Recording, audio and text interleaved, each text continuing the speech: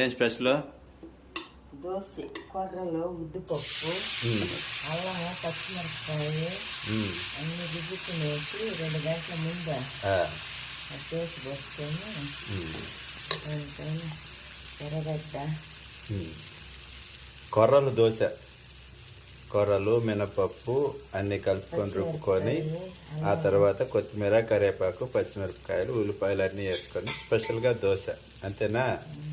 తింటే సూపర్. అంతేనా బంగారం?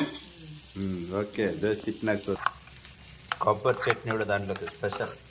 అల్లం చట్నీ కూడా ఉంటే ఇంకా బాగుంటుంది. సూపర్. టేస్ట్ ఎట్టుంటుంది చూడ్డానికే కురుకుట్లాడిపోతుంది.